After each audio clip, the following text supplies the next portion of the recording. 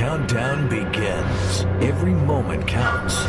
Now, for the believer, it's not where you'll spend eternity. For the believer, it's how you'll spend eternity. The decisions you make today determine where and how you will spend eternity. You will not be judged on what you did. You will be judged in the light of what you were called to do. At the zenith hour, there's no second chance. Whatever we do in this zero time determines how we're going to spend eternity. Life is but a vapor. If you really want to know the truth, every one of us are going to touch people's lives if we just do what we're called to do. This 12-part series will challenge you to confront your motives, making your life count from this moment on as you face your own eternity with great confidence on Judgment Day. Olá a todos, aleluia! Eu fico tão empolgado. Você está empolgado?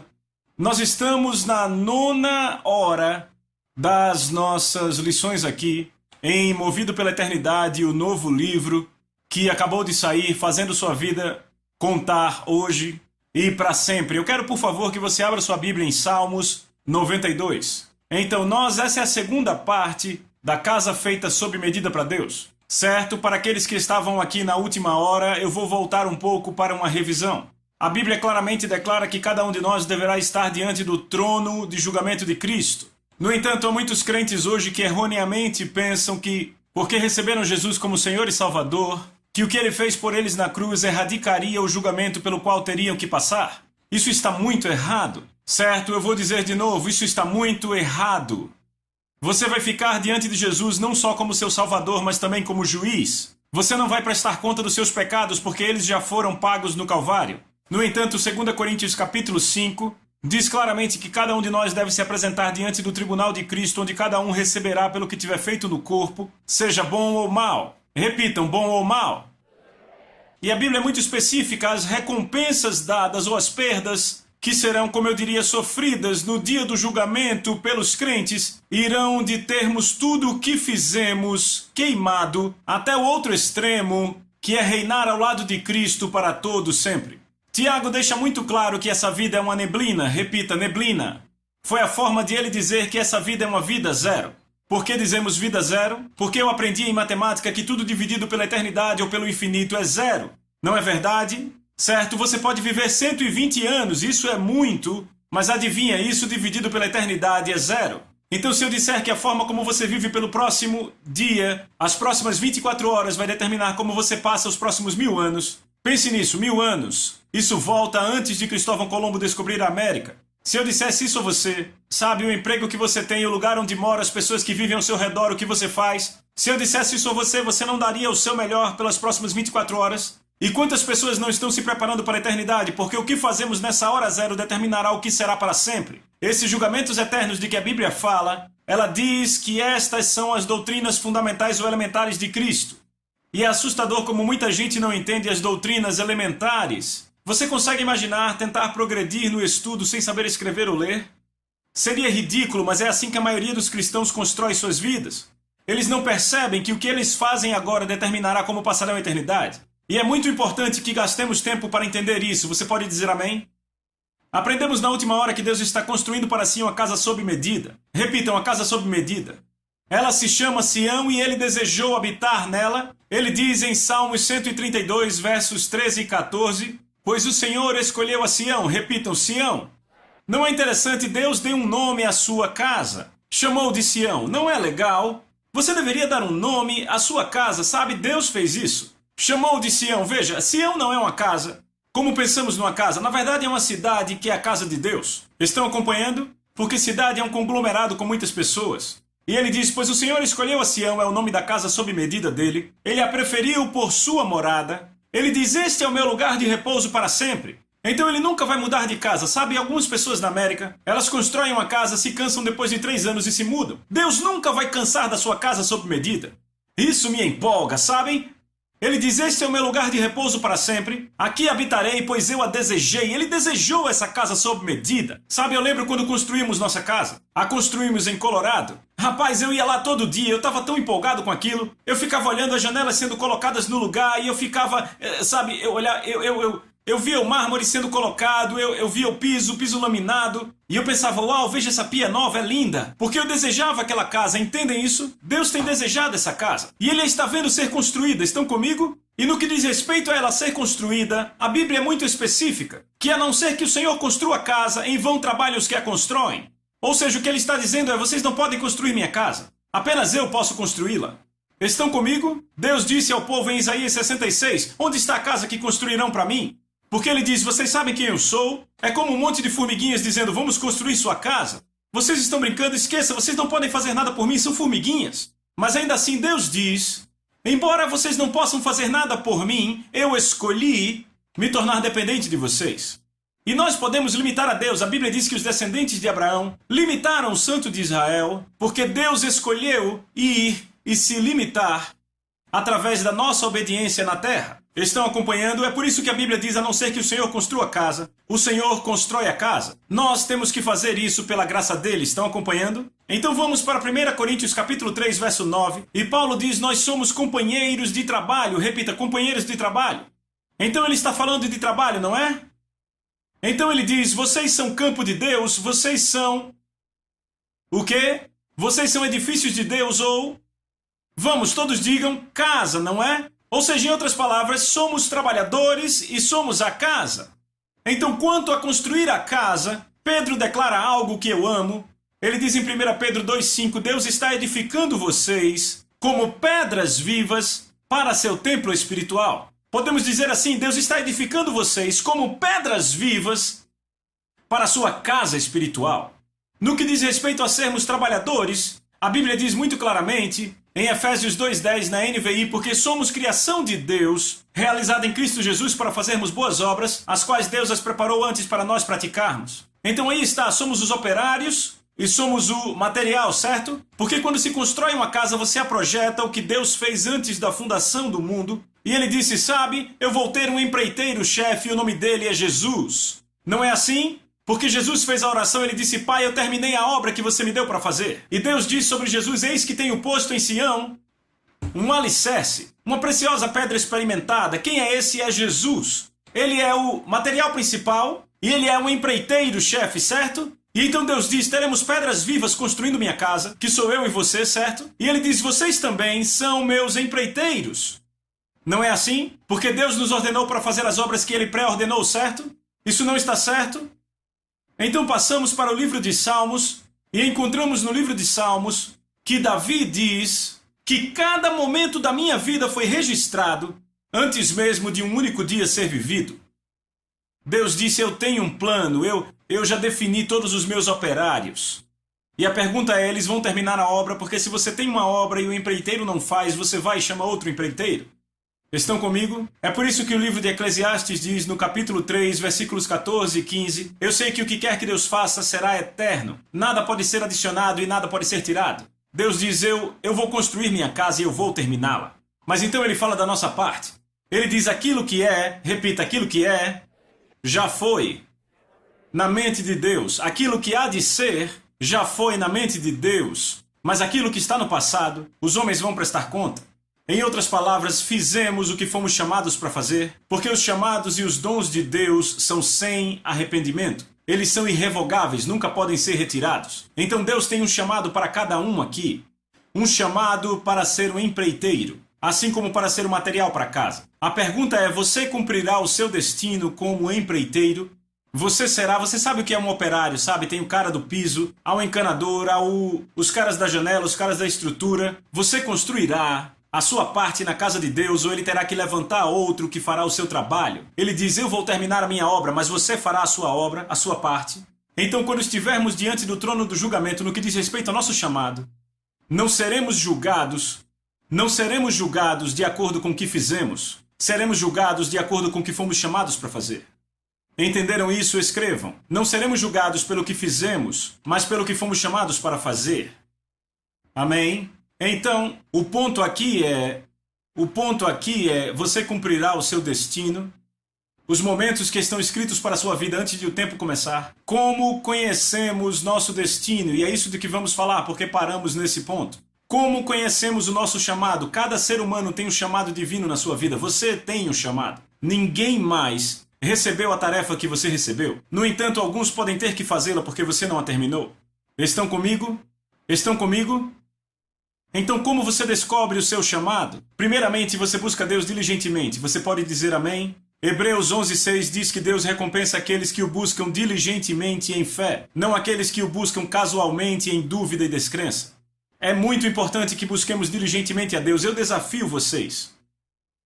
Deixa eu fazer uma pergunta. Eu vou interagir um pouco aqui. Quantos aqui têm a imagem perfeita do que Deus chamou você para fazer? Levante sua mão, por favor. Levante alto, bem alto mesmo. Levante alto, levante assim, ok? Quantos aqui têm buscado isso desde que nasceram de novo? Levante sua mão. Certo? Essa é a vontade de Deus para cada um de vocês. Depois que você é salvo, se você buscar diligentemente, Deus vai te mostrar o que Ele quer que você faça nesse mundo. Sabe, a Bíblia diz que quando não há visão, o povo perece. Isso é uma coisa muito triste. Eu olho para a igreja na América, 10% das pessoas, talvez 15%, realmente entendem isso. Realmente descobriram que Deus os chamou para fazer. Ou estão no mundo dos negócios, sabem que tem que estar lá alcançando pessoas. Ou estão na igreja e sabem que esse é o lugar onde devem estar. Ou estão pregando e sabem que esse é o lugar onde devem estar. Ou estão no mundo dos esportes, da televisão. Eles sabem que Deus os chamou para esses mundos e estão operando neles. Mas como é triste ver pessoas que ainda estão boiando. Ou então apenas estão tentando sobreviver. Eu descobri que de 85% a 90% das pessoas na América que estão na igreja, sabe o que elas fazem? Elas vão para a igreja, escutam um sermão de 1 hora e basicamente voltam para suas vidas pelo resto da semana. Elas não têm essa visão do céu. Mas Deus diz, eu mostrarei a cada um de vocês o seu chamado. Alguns de vocês podem estar trabalhando fielmente na área da saúde. Alguns de vocês podem estar trabalhando fielmente no Ministério de Socorros na igreja, diaconato ou talvez o estacionamento, mas você foi chamado para o mundo dos negócios para alcançar pessoas lá. Sabe, Deus tem um chamado para a vida de cada um. Não seria esperto descobrir o que Ele quer que façamos? Você não acha isso? Veja, isso que eu quero dizer a vocês, eu garanto a vocês. Não me importa onde você está, não me importa se você nasceu de novo há 10 anos, não me importa se nasceu de novo há 4 anos ou há 5 anos. Se você diligentemente buscar a Deus, Ele vai te mostrar o que você foi chamado a fazer. Sabe, Smith Wigglesworth só entrou no ministério depois que ele tinha 50 anos. E ainda assim ele se tornou um dos grandes homens de Deus, nos anos de 1900, no século 20. Ainda assim ele não conseguia entender o que foi chamado para fazer até ter mais de 50. Estão vendo isso? Então, aqui está o ponto. Não me importa se fazem 10 anos, que você diz, eu realmente não sei para que eu vim. Você pode buscar a Deus diligentemente e Ele te dará a imagem. Se olharmos para José, ele recebeu uma imagem quando era muito jovem, você será um grande líder. E não aconteceu nos próximos 14 ou 15 anos, simplesmente não acontecia. Até que seus irmãos vieram e se curvaram a ele. Ok? Vemos Davi, Deus mostrou a ele que ele seria um grande líder, mas só aconteceu anos depois. Moisés foi chamado para libertar Israel. Quando ele tinha 40 anos, Deus deu a ele essa visão. Mas ainda assim, ele só começou quando tinha 80. Se você buscar a Deus agora, Ele vai mostrar o seu chamado. Ele vai te dar aquela imagem definitiva, mas sabe, os passos que você vai dar podem ser totalmente diferentes do que você pensa. José recebeu aquele sonho de liderança, você vai ser um líder, seus irmãos vão se curvar. Mas então ele vai para um poço, e então ele passa a escravidão, e daí ao calabouço por 12 anos. Ele vai na direção oposta do que parecia que era o chamado dele. Mas então um dia, por causa da sua obediência, Deus o levanta. Estão comigo? Ele nunca para de buscar a Deus. Se você buscar agora, nesse momento, Deus vai te dar uma imagem do que você foi chamado para fazer. Ele dirá, eu te chamei para afetar vidas no mercado de trabalho. No mundo executivo, eu te chamei para educar crianças fiéis que um dia vão ganhar milhões de almas para mim. Sabe quanto a mãe de Billy Graham e a mãe do Oral Roberts, elas foram fiéis em educar seus filhos, vocês me entendem? Sabe, para te dizer a verdade, cada um de nós vai tocar vidas de pessoas se fizermos o que fomos chamados para fazer. Alcançaremos multidões dessa forma, embora não vejamos o efeito dominó está acontecendo na Terra. Então a primeira coisa é você buscar a Deus diligentemente e Ele vai te mostrar o que você foi chamado para fazer. Você pode dizer amém? Segunda coisa, diga segunda coisa. Você está plantado na casa de Deus. Esta é a chave número 2 pela qual as pessoas não sabem o seu chamado na Terra. Elas não estão plantadas em uma igreja local. Salmos 92, acharam? Diga amém se você achou. Salmos 92, 13 diz, aqueles que são plantados, repitam, plantados. Aqueles que são plantados na casa do Senhor, na casa de Deus, florescerão, repita, florescerão, nos átrios do nosso Deus. Quantos sabem que os átrios do nosso Deus incluem o trono do julgamento? Deus diz, se você está plantado numa igreja local, você vai florescer no trono do julgamento. Eu não sei você, mas isso me empolga. Nós floresceremos aqui e agora e no trono do julgamento se estivermos plantados em uma igreja local, certo? Foi o Senhor que reuniu a igreja local, não os homens, foi Jesus que fez. Foi Ele que ordenou a igreja local. Não foi a ideia de um monte de pregadores, não foi algo que simplesmente nasceu nesse tempo agora, foi algo que Jesus ordenou lá no princípio. Você pode dizer amém? Jesus declarou, eu edificarei a minha igreja e as portas do inferno não prevalecerão contra ela. Note que ele diz edificarei, repita, edificarei.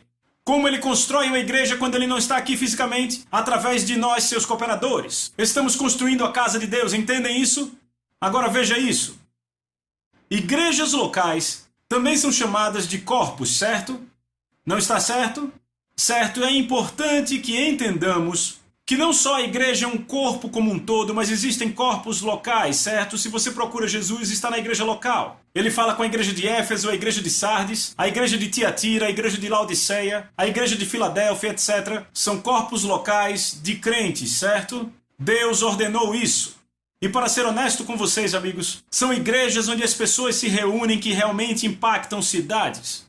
Sabe, algumas pessoas dizem, eu não quero estar numa igreja local grande, eu não quero uma igreja de 5.000 pessoas. Talvez você está numa área rural, ou eu não quero essa igreja de 1.500 pessoas, ou não quero essa igreja de 10.000. Veja, você tem que entender que há poder na concordância, que há poder na unidade. E igrejas locais fortes são que mudam as cidades. Você pode dizer amém? E eu quero fazer uma declaração, alguns aqui não vão gostar do que eu vou dizer, mas é a verdade. Não é você que escolhe para que igreja você vai. Não ouvi muitos améns com essa, hein? Eu vou tentar de novo. Não é você que escolhe para que igreja você vai. Agora ficou melhor. Vá para 1 Coríntios capítulo 12, eu provo para você. 1 Coríntios capítulo 12, sabe? Algumas pessoas hoje acham que podem escolher igrejas como cafeterias ou clubes. Ou para onde vamos nas férias. Errado. Põe um X bem grande aí, apague da sua memória mental. Você não escolhe para que igreja vai. E você diz, mas isso é muito pesado. Ouça, deixa eu colocar dessa forma. Se você quiser andar com Deus, você não escolhe para que igreja vai. Você pode escolher ir para qualquer igreja se não quiser andar com Deus, tudo bem. Mas se quiser andar com Deus, você não escolhe a sua igreja.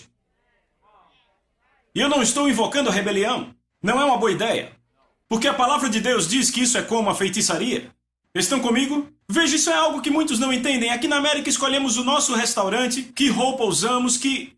Isso não é uma verdade no reino. Deus tem um lugar para você.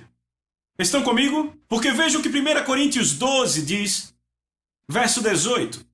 Mas Deus, repita, Deus, dispôs os membros, cada um deles, colocando no corpo como lhe aprouve. Ele diz como aprouve a nós ou a ele.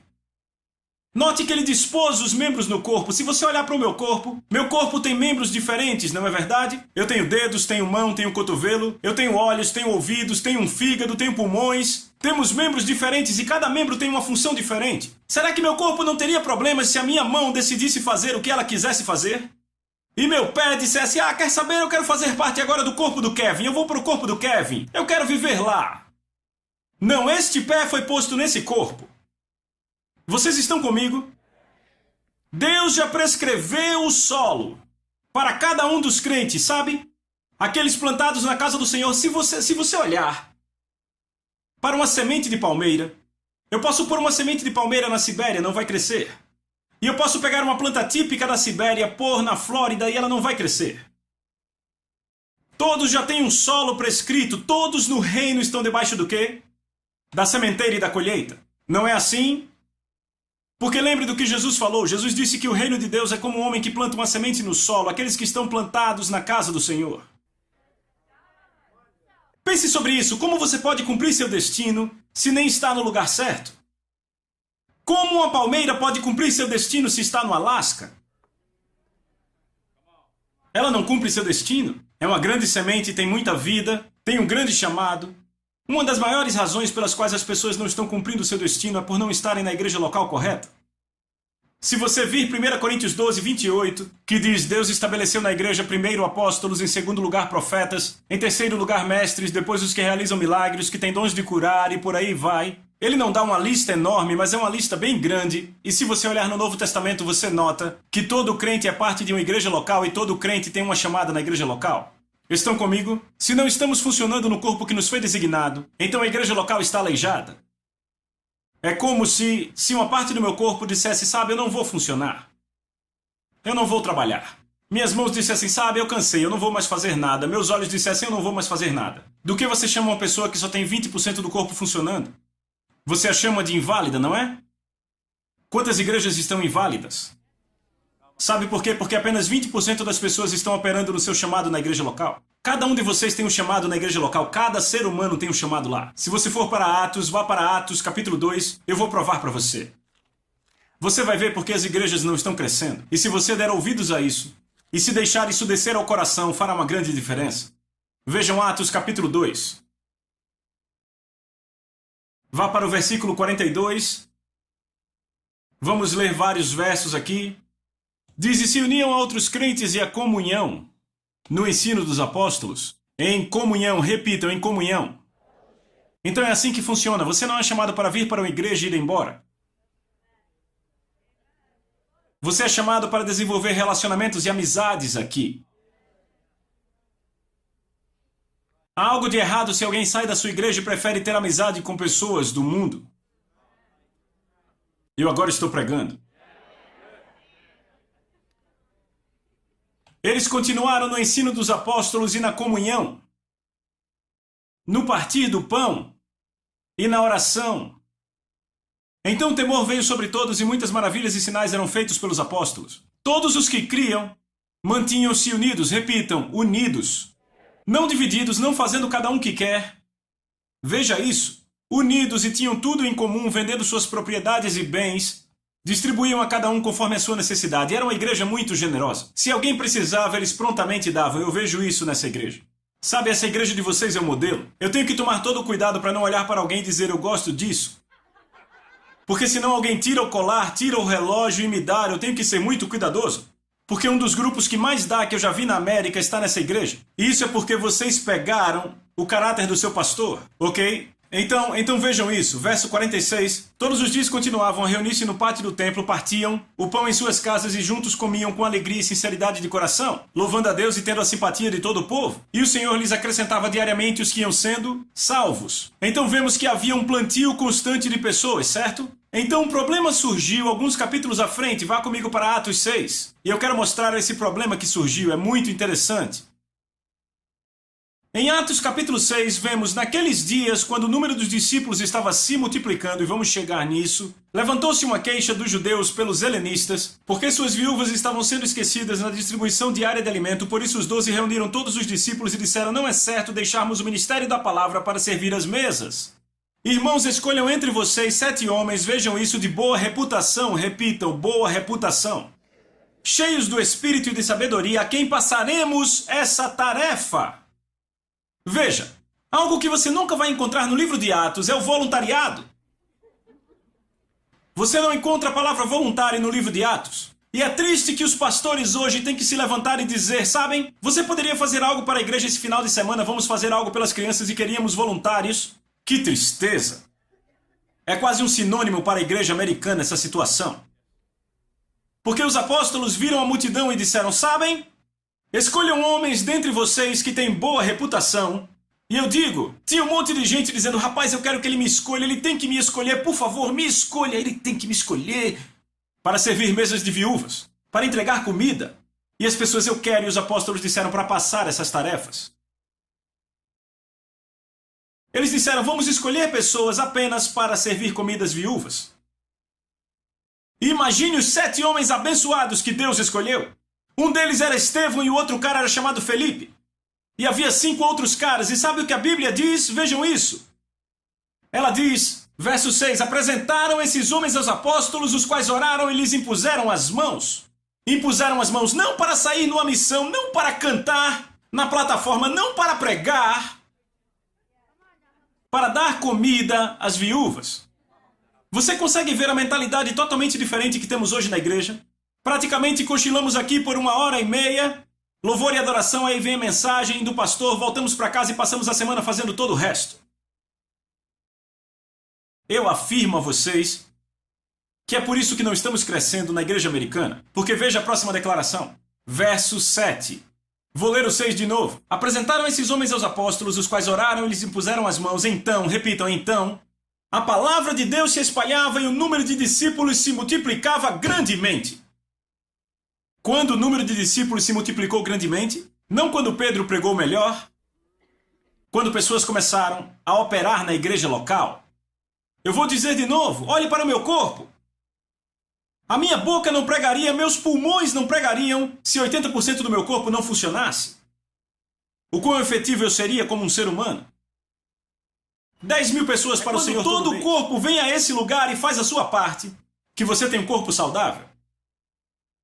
Agora você vê de Atos capítulo 1 até o capítulo 5 a palavra adicionado, adicionado, adicionado. Você nunca vê entre esses capítulos a palavra multiplicado. Vou dar exemplos. Atos 2:41, e naquele dia cerca de 3.000 almas foram adicionadas a eles. Atos 2:47, e o Senhor adicionava àqueles os que iam sendo salvos. Atos 5:14, e os crentes eram mais e mais adicionados pelo Senhor. Multidões, homens e mulheres, isso é bom.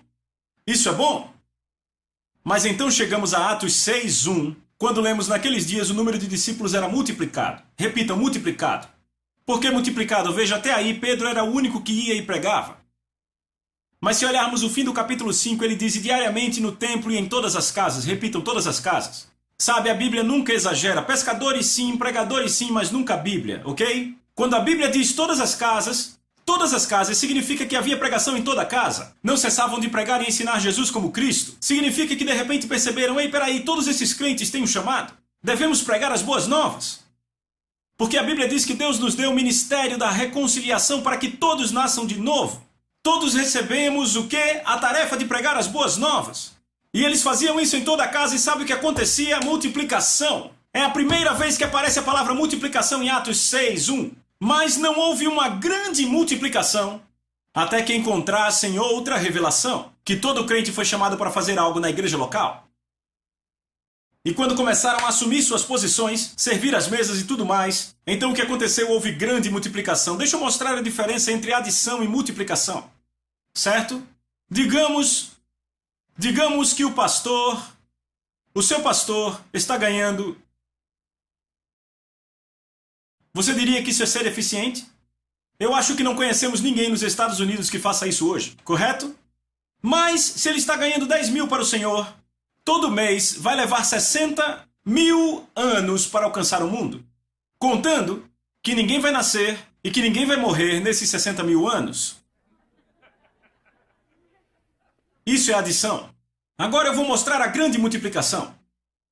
Se você sai e ganha 2 pessoas para o Senhor esse mês e elas vêm aqui, no mês seguinte, você as discipula e elas saem e ganham 4 pessoas para o Senhor e elas vêm para a igreja.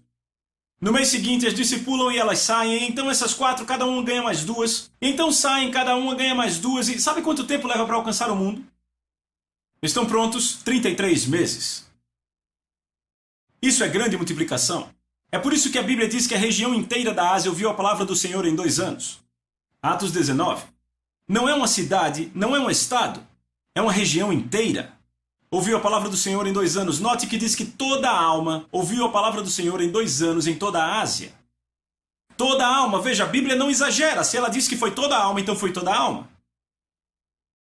E não tinham nenhum satélite, não tinham televisão, não tinham nem bicicletas. Isso é grande multiplicação. Estão pegando isso?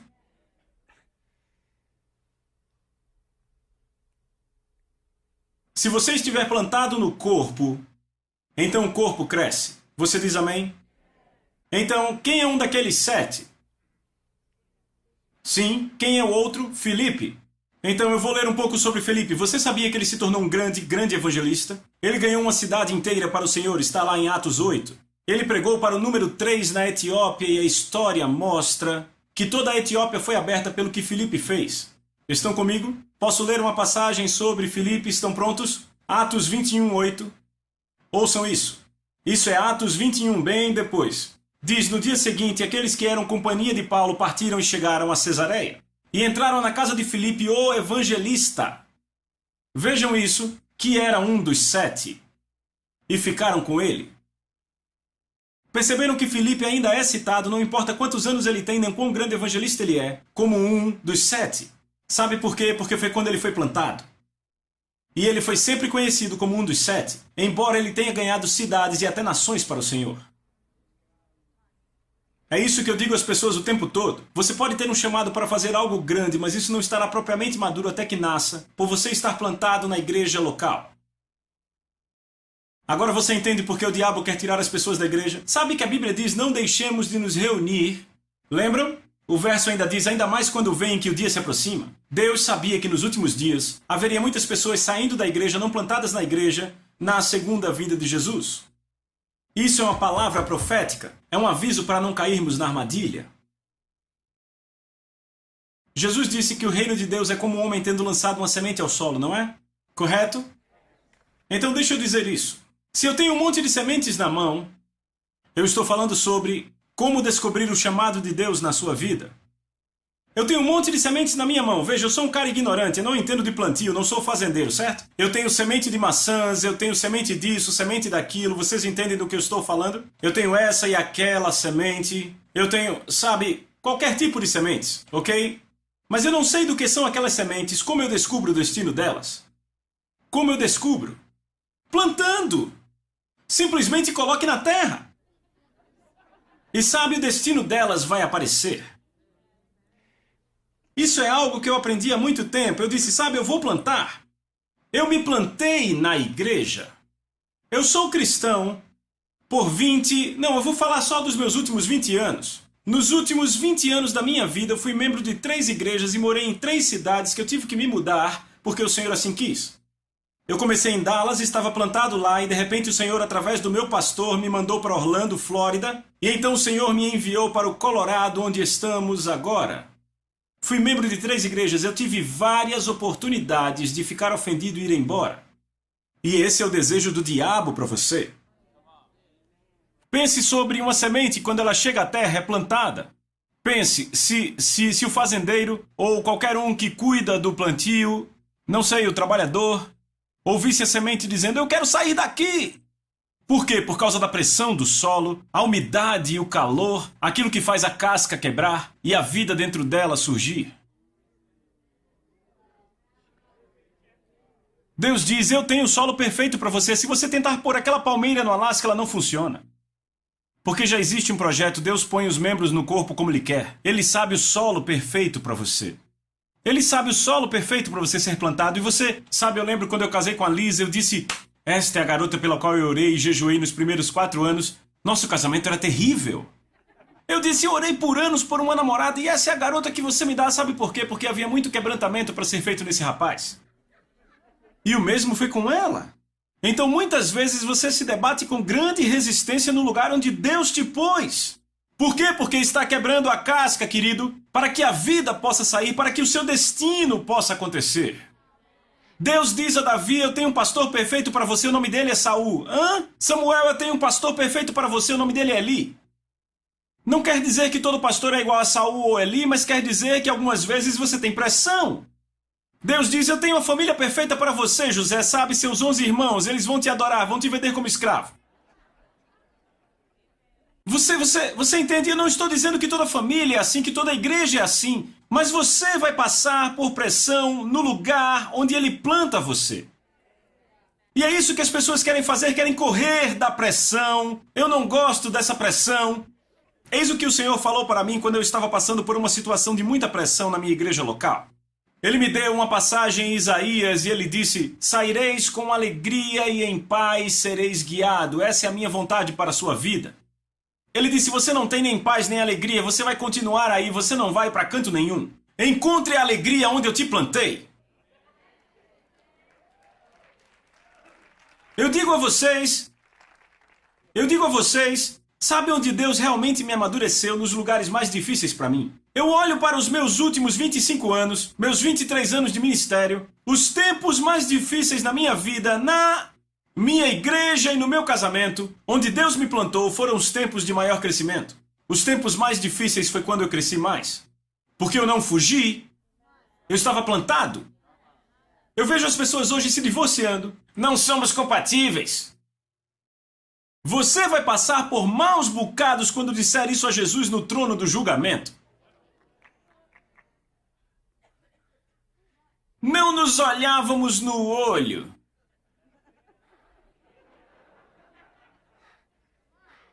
Você teve chance de fugir antes de casar.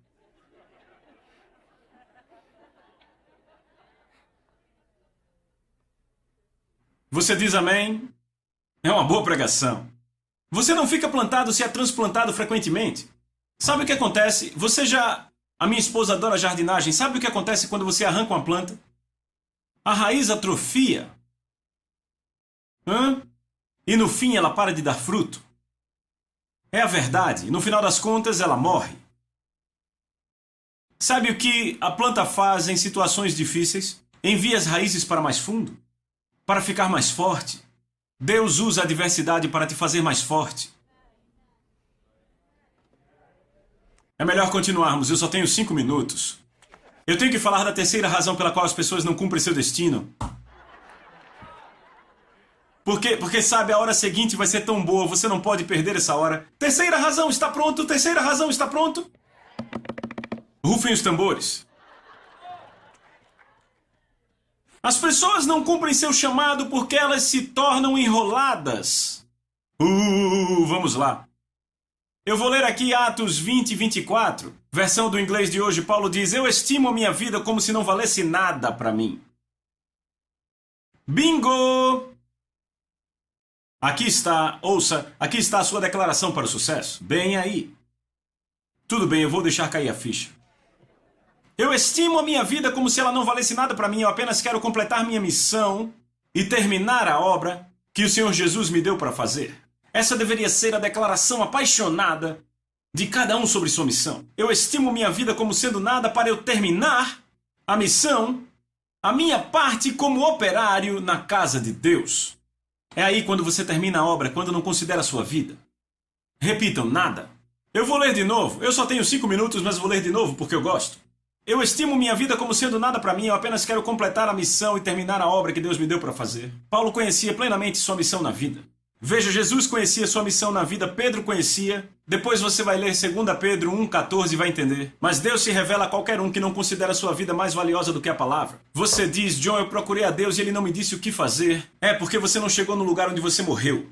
A não ser que a semente entre na terra e morra. Aqueles caras disseram, queremos ver Jesus, e Jesus disse, diga a eles que a não ser que a semente entre na terra e morra, vai continuar só, ela não vai produzir o que deve para o seu destino. Você tem que morrer. Eu disse, você tem que morrer. Eu disse, você tem que morrer. Eu tenho os meus desejos, vou trabalhar no ramo executivo e ser um grande isso ou aquilo, ter uma esposa linda, 3 férias por ano e vou dizimar. Esse é meu plano para o reino. Deus disse, você tem que morrer, garoto. E eu lembro quando tomei essa decisão, entrei para o ministério, eu achava que tudo era estranho. Foi quando eu vi o que era bom. Eu não me importei, eu disse, Deus, você me chamou para isso, eu morro. Não me importo, esse é o meu grande medo, mas ainda assim eu faço. Estão comigo? Você tem que morrer para os seus próprios desejos e sua própria vida. E rapaz, eu te digo, Deus vai realmente te abençoar, pois Jesus disse, quando você morre, recebe minha vida. Eu fico feliz de receber a vida dele, baseado no que eu tinha antes. É por isso que as pessoas não estão experimentando vida abundante e elas não morrem. É a verdade. Não olhe para mim assim, é a verdade. Eu sei que você não gosta. Eu sei que as pessoas querem segurar. Por que você quer segurar? Você se acha melhor que Deus? Acha que seu plano é melhor que Deus? Que a sua vida é melhor que Deus? Que ridículo é segurar. Solte e morra. Mas eu posso acabar fazendo algo que eu não quero fazer. Não, você entendeu tudo errado. A única coisa que te preenche é quando você faz o que foi chamado para fazer. Você nunca estará satisfeito até que chegue nessa zona. As pessoas mais felizes, mais contentes e preenchidas que eu conheço são aquelas que estão na vontade de Deus. As pessoas mais infelizes que eu conheço na face da terra são aquelas cristãs que não estão na vontade de Deus. Elas estão sempre olhando para pecadores porque eles fazem o que querem, são felizes, estão pecando.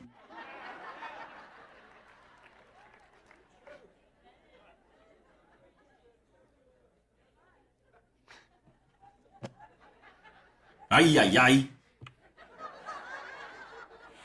Eu já estou saindo de mim, ok? Paulo estava ciente da sua missão, ele a conhecia. Vá para o Evangelho de Lucas para terminarmos. Capítulo 19, Evangelho de Lucas. Eu vou ler rapidamente, mas você tem que ver isso, eu vou mostrar. Isso se chama estar enrolado. Verso 57 diz que enquanto viajavam pela estrada, alguém disse a ele: Senhor, te seguirei aonde quer que fores. Uau, que paixão, que empolgação! Jesus, eu vou te seguir aonde quer que fores. E Jesus olhava bem no coração das pessoas. E ele olha bem para esse cara e percebe um vício não saudável por segurança. Então Jesus olha para ele e diz, verso 58, ele diz: Raposas têm covis, aves do céu ninhos, o filho do homem não tem lugar para reclinar a cabeça. Eu tenho certeza que esse cara tinha um patrimônio sólido, talvez uma aposentadoria garantida com investimentos, e gostava, estava confortável, trabalhou por aquilo. Diz: Jesus, eu te seguirei. Jesus diz: ah, é? Eu não tenho nem onde me reclinar, quer me seguir mesmo? E sabe o que aconteceu quando Jesus disse isso? Esse cara começa a andar para trás, porque havia uma multidão ao redor de Jesus, seguidores, e esse cara começa a andar para trás e diz: Jesus, eu vou tocar bateria nos seus encontros, eu sou baterista, eu também posso, eu já sei, eu vou cuidar do estacionamento dos seus encontros, é isso, vou cuidar dele. E começa a andar para trás, e também mais um monte de gente. Tinham questões com segurança. Boa pregação, amém. Verso 59, então ele diz a outro, Jesus olhou para outro cara e disse: siga-me. Certo? Mas o cara diz: Senhor, deixe-me primeiro enterrar meu pai. Jesus disse: deixe os mortos enterrarem seus mortos, mas vá e pregue o reino de Deus. Uau! Agora, isso não é o que parece, você tem que entender a história aqui. Eu ouvi isso de experts. Quando um homem judeu enterrava seu pai, ele ganhava a porção dobrada da herança. A porção simples ia para os outros filhos. Se o filho mais velho não enterrasse o pai, ele não ganharia a porção dobrada e a porção dobrada iria para o filho seguinte. Esse cara tinha dinheiro na cabeça. Então ele diz: deixe-me primeiro. Note que ele não diz: eu não vou te seguir. Ele diz: deixe-me colocar a minha prioridade primeiro. Note que ele não diz: eu não vou te seguir. Ele diz: deixe-me primeiro. Eu te sigo, mas deixe-me primeiro. E Jesus deixa os mortos enterrarem os mortos. Pregue o reino de Deus. Sabe o que esse cara faz? Jesus, eu vou coordenar seus encontros quando você vier na cidade. Eu faço o café da manhã dos pastores. Sabe, Jesus, eu serei o divulgador dos seus encontros. Eu deixo tudo pronto, mas... E ele começa a dar para trás. Sabe, também um monte de pessoas que gostam de dinheiro. Estão entendendo? Agora veja o terceiro. Verso 61. E outro disse: Senhor, eu te seguirei, mas deixe-me primeiro. Repita: primeiro. Ele não disse: eu não te seguirei. Ele disse: deixe primeiro eu fazer o que eu quero. Ele não está morto. Deixe-me primeiro ir e me despedir dos da minha casa. Ou seja, talvez ele tivesse uma noiva, queria falar com os amigos. Jesus olha para ele e diz: ninguém que tendo posto a mão no arado olha para trás é apto para o reino de Deus. O problema desse era a vida social. Ele vai: sabe, Jesus, eu vou ser um consultor para os seus encontros. Quer saber, eu vou trazer pessoas para os seus encontros. E ele vai para trás, e assim muitas pessoas que tinham relações não saudáveis. Ele pôs suas relações antes de Deus. Sabe o que aconteceu? Ele começou com uma multidão, provavelmente alguns milhares. Depois que ele começou a tratar com as 3 maiores áreas que afastam as pessoas do seu destino: segurança, dinheiro e relacionamentos. Repitam comigo: segurança, dinheiro e relacionamentos. Ele reduziu a multidão a 70 pessoas. Ele começou com milhares, mas agora só tem 70 ao seu redor. E veja isso. Lembre, essa é uma carta longa. O tradutor pôs versos onde não existiam. Veja o verso seguinte. Depois, capítulo 10, verso 1. Depois destas coisas. Depois de que coisas? Ele reduziu a multidão de 2.000 para 70. Depois que todo mundo disse: deixe-me cuidar das minhas coisas primeiro. Depois disto, o Senhor apontou. Repitam: apontou. Olhe para mim, por favor. Apontou. Ouçam, apontou e escolheu são a mesma palavra no Novo Testamento. Usa-se uma ou outra. Estão acompanhando? Então eu posso dizer assim: depois dessas coisas o Senhor escolheu outros 70 e os enviou de 2 em 2 para que o precedessem em cada cidade e lugar aonde ele estava por ir. Então ele disse a eles: a seara é grande, mas os trabalhadores poucos. Olhe para mim. Por que trabalhadores são poucos? porque poucos pagam o preço de perder as suas vidas completamente para serem escolhidos para seus chamados. Agora ouçam, eu vou ler para vocês uma passagem em que Jesus repete 2 vezes a mesma coisa em um evangelho. E por ele dizer isso 2 vezes em um evangelho, isso chama minha atenção.